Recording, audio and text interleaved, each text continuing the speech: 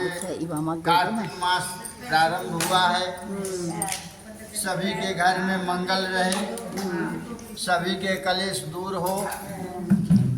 कार्तिक भगवान से यही आप लोग प्रार्थना करें कि हे कार्तिक भगवान, अपने अपने हाथ में अपना जल ले लो और कार्तिक महीना नहाने के लिए उससे पहले उनसे प्रार्थना करो। हे कार्तिक भगवान, आप मेरे हो,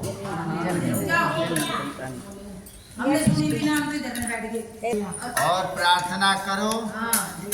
बोलो हे कार्तिक भगवान, हे कार्तिक भगवान, राधे कृष्ण भगवान, राधे कृष्ण भगवान, आज मैं सभी पुण्य प्राप्ति के लिए, सभी पुण्य प्राप्ति के लिए, सभी कलेश दूर करने के लिए, सभी कलेश दूर करने के लिए, सभी पाप पराचित दूर करने के लिए, सभी पाप पराचित दूर करने के लिए अपना अपना नाम ले लो।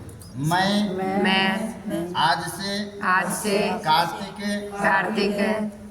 नियम का प्रारंभ करने जा रही हूँ। इसमें हमें शक्ति देना, भक्ति देना, ज्ञान देना। भगवान आप हमारे सभी परिवार के रक्षा करते रहना और कलेशों से दूर रखना। आज से प्रारंभ कार्तिक महीना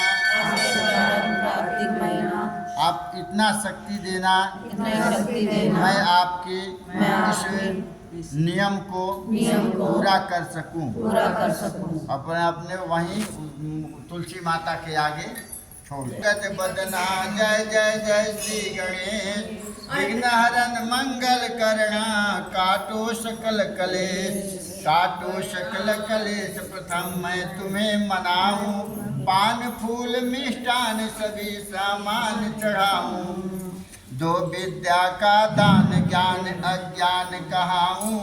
रखना मेरा मान, चरणों में माथ नवाऊं। स्वर की दाता सरस्वती, धरो तुम्हारा ध्यान। चारे ब्रह्माणी करो मुझको आज प्रदान। गुरु गोविंद के गही चरण, न्याऊ चरणों मात। दीनहीन जन जान के रखो शीश पर हाथ। प्रेम से बोलो विघ्नहर्ता गणेश भगवान की जय।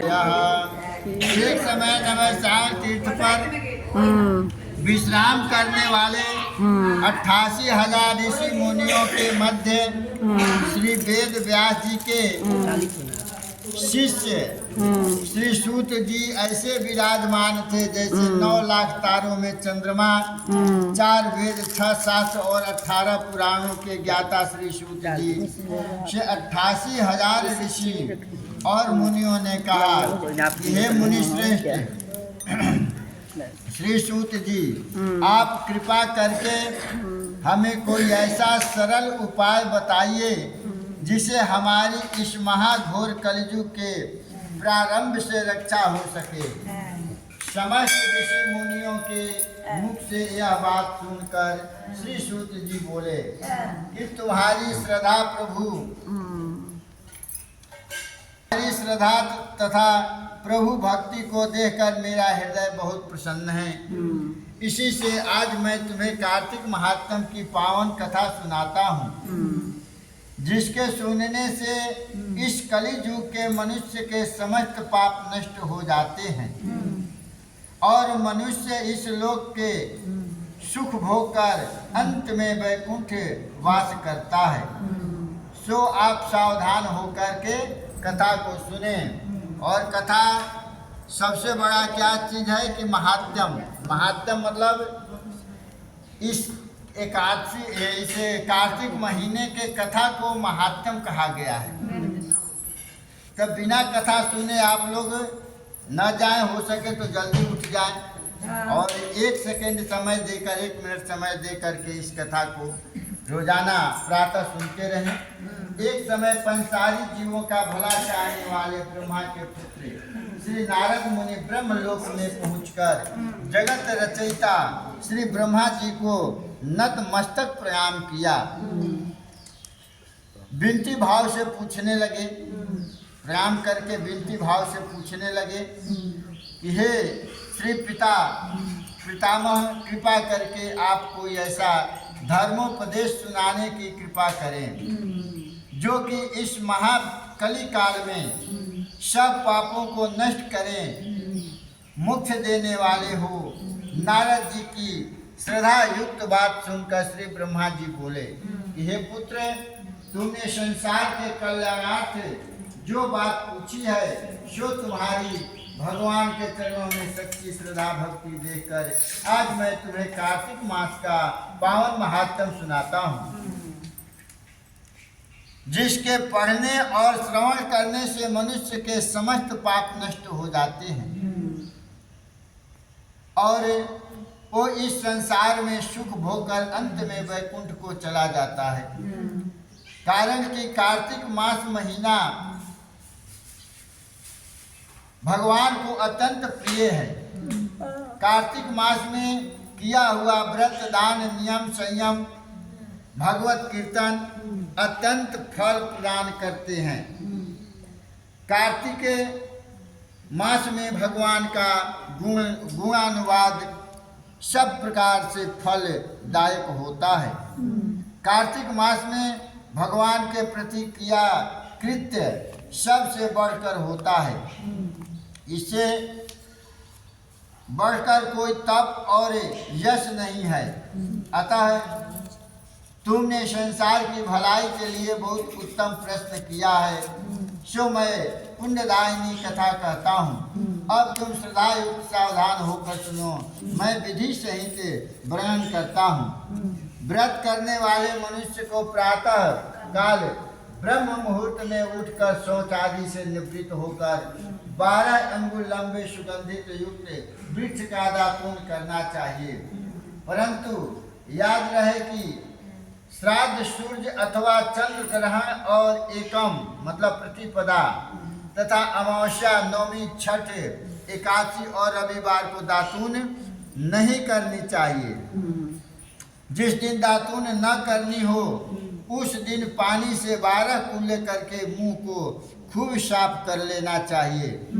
जब 2 घड़ी रात्रि रह जाए तो काले तिल, चंदन, चावल, पुष्प या कुश लेकर तालाब, कुंड, नदी, संगम अथवा किसी भी तीर्थ स्थान पर पहुंचकर हाथ जोड़कर प्रार्थना करें कि हे भगवान, आप एवं श्री लक्ष्मी जी को प्रसन्न करने के लिए मैं समस्त कार्तिक मास में स्नान करूंगा।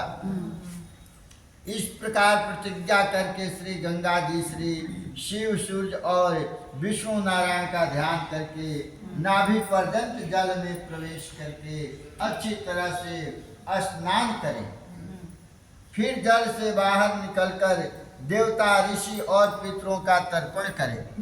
स्नान करके भेड़ बकरी की धूल से बचना चाहिए तथा छींक, थूक, कुत्ता, कौवा, ऊंट, उल्लू आदि से भी बचना चाहिए। यदि भूलवश इनमें से किसी का स्पर्श हो जाए तो पुनः स्नान करना चाहिए। मिथ्यावादी, नीच प्रकृति वाले आदमी से वार्तालाप नहीं करनी चाहिए और बिना बात के नहीं बोलना चाहिए। मतलब चुगली, चपाटी, निंदा वगैरह कार्तिक महीना में, हाँ 12 महीना खूब करो लेकिन कार्तिक में मत कभी नहीं करना चाहिए। यदि भूलवश इनमें से किसी का स्पर्श हो जाए तो पुनः स्नान करना चाहिए। मिथ्यावादी, नीच प्रकृति वाले आदमी से वार्तालाप नहीं करना चाहिए।